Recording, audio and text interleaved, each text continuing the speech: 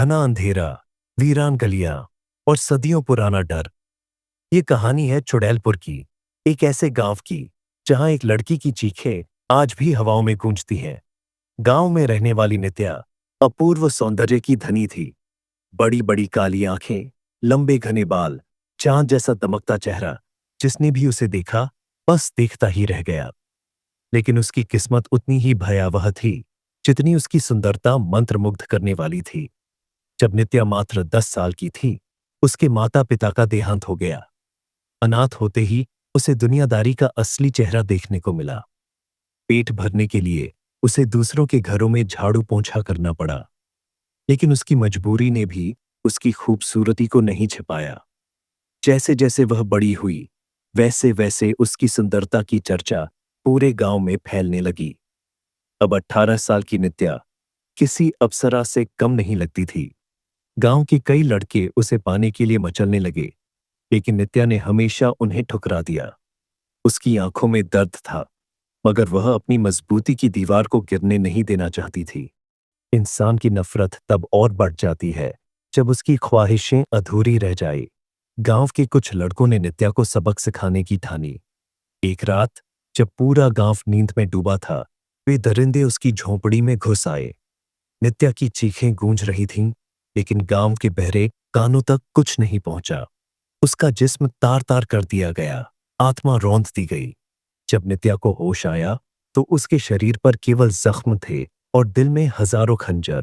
कुछ हफ्तों बाद नित्या को एहसास हुआ कि वह गर्भवती है। जब गांव वालों को यह खबर लगी तो उन्होंने उसकी मदद करने की बजाय उसे ताने देने शुरू कर दिए। पापिन, जरेनिया, बेगैरत, ये शब्द उसके कानों में जहर की तरह उतरते गए। फिर एक दिन गांव के पंचों ने फैसला सुनाया, नित्या को गांव से निकाल दिया जाए। अब बिलखती हुई नित्या अकेले जंगल की ओर चल पड़ी। जंगल में रहते हुए नित्या दिन रात अपने अजन्मे बच्चे के बारे में सोचती रही। लेकिन उसकी सुंदरता ने एक और दरिंदे को अपनी ओर खींच लिया।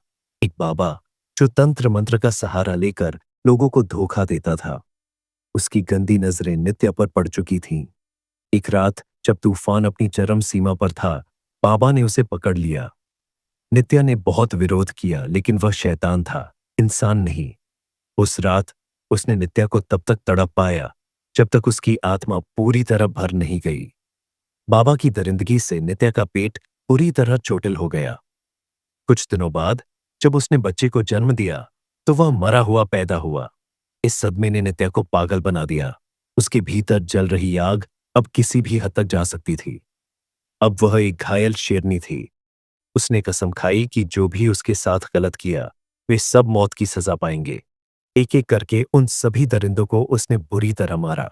किसी को रात में जलाकर, किसी को पेड़ से लटकाकर, किसी का दिल निकालकर और किसी की आंखें फोड़कर। सबसे आखिरी में बाबा की बारी आई। उसने बाबा को जिंदा जलाया। बाबा चीखता रहा, मगर नित्या की आंखों में अब कोई दया नहीं थी। सबको खत्म करने के बाद वह अपने बच्चे की मरी हुई लाश लेकर जंगल के बीचों बीच पहुंची। वह हंस रही थी, जोर जोर से हंस रही थी। फिर अचानक उसने अपने ही दुपट्टे से गले में फंदा डाल लिया। उस दिन के बाद गांव में अजीब घटनाएं होने लगी। रात में नित्या की हंसी सुनाई देने लगी। उसका सफेद साया गलियों में घूमने लगा। जो भी लड़का गलत नियत रखता, अगली सुबह उसकी लाश पेड़ से लटकी मिलती। गांव के लोग समझ चुके थे नित्या अब मरी नहीं बल्कि अमर हो गई थी।